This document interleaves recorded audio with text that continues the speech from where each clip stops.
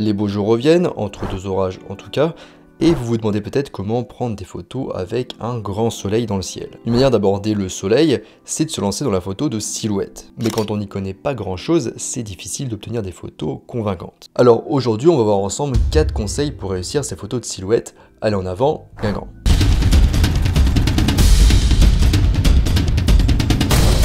Avant de commencer, je vous signale qu'en description, je vous laisse un article très complet au sujet des photos de silhouette.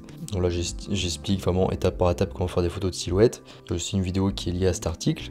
Et en description ou en haut à droite de cette vidéo, vous pouvez aussi accéder à ma formation gratuite sur les bases de la photographie. Donc n'hésitez pas à vous y inscrire si le sujet vous intéresse. Alors conseil numéro 1, choisir un sujet fort. En photo de silhouette, on va finalement avoir bien peu d'informations sur le sujet. En effet, habituellement sur notre photo, on a sa couleur, ses nuances de tonalité, sa texture, ses formes intérieures, etc., etc. Mais ici, en photo de silhouette, le sujet sera totalement sombre, très sombre.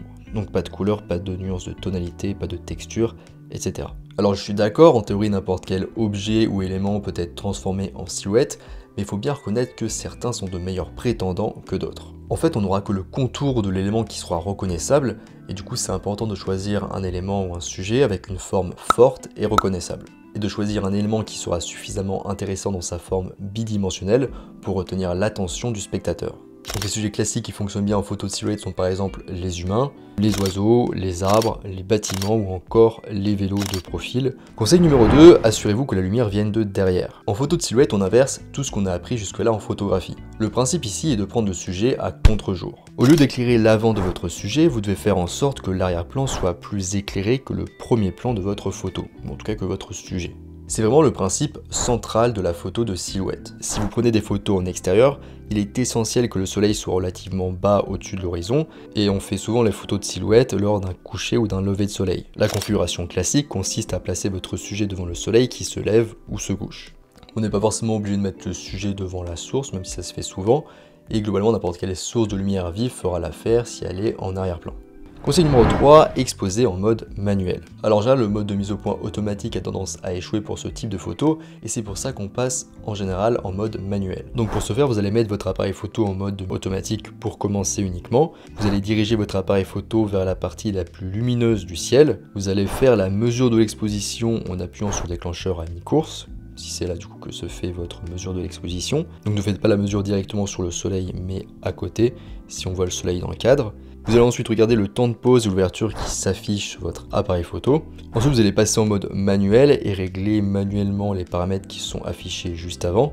Et enfin, vous allez prendre une photo d'essai et regarder sur l'écran LCD de votre appareil photo ce que ça donne. Même si l'écran LCD n'est pas très fiable, on fera avec. Maintenant, c'est assez simple, si votre sujet est visuellement trop clair, alors vous devrez l'assombrir. Donc vous allez soit raccourcir le temps de pause, soit fermer l'ouverture, soit diminuer les ISO.